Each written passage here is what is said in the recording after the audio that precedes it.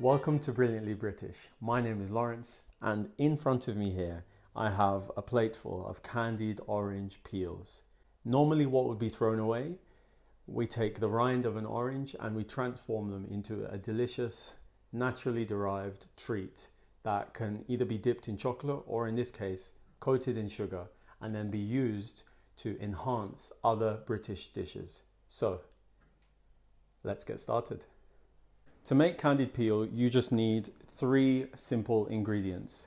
You need some citrus fruits with the rind, the skin on them, and in this case I'm using some large oranges because they have a thicker skin.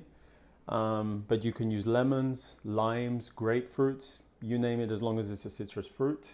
Some sugar and some water. First step of making candied peel involves getting the skin off of our fruits. I recommend peeling it like so, cutting both ends off, again in half again. It should be quite easy to get the skin off if you do it in this particular way. Gently go behind the flesh with your thumb, like so, like so. And there we have it, our orange skins and the flesh. Don't throw this away, eat this please. Full of vitamin C, as you know. So with our skins, we want to slice these into relatively thin strips. We want the skin to be sliced into strips about this thick. We're talking max half of a centimeter, 5 millimeters. I can tell you that everything in the kitchen now smells of citrus, and it's an amazingly strong smell, which I love. We're now going to blanch these to remove some of the bitterness, and I'm going to show you how to do that now. As quickly as possible, we need to bring this to the boil, and then for 5 minutes, once the water's boiling, leave the peels to blanch. Into the same pot, we're going to add some water and an equal part of sugar, and dissolve the sugar completely before adding the peels. We now want to very quickly, on a high heat, bring this to the boil and reduce this to a syrup while simultaneously cooking the peels until they've become translucent. Now that we've cooked our orange peels, we're going to put them on a rack and drain them to get rid of any excess syrup.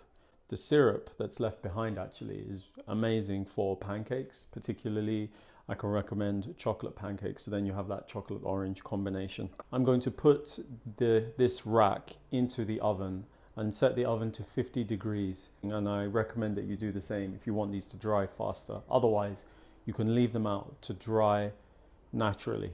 These have been slowly dried in the oven, like I said, around 50 degrees, maximum 75. And then they've cooled down. And now they've gone from being sticky to a bit gummy, if that makes sense to you. It just means they're much more easier to handle.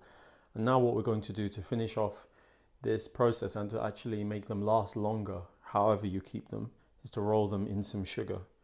So we roll them completely in some sugar like so. Make sure they're well coated. And that is a finished product right there. So we're going to do that for all of this. It's a bit fiddly, but like I said, it's worth it. So I'll take this juicy looking one here. There's a crunch on the outside from the sugar, and then immediately the orange hits you, and it's amazing.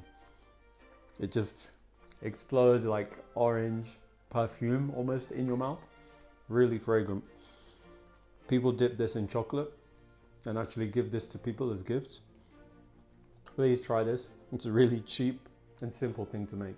Thank you so much for watching this episode of Brilliantly British, in which I have shown you how to transform something that would normally be thrown away into something delicious. If you liked this episode, please click the like button, subscribe to this channel, and I will see you next time.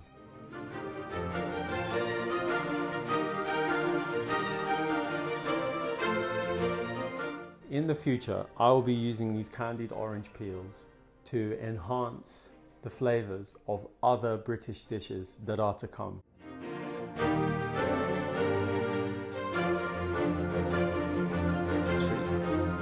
It develops, as you can see, what I want to say.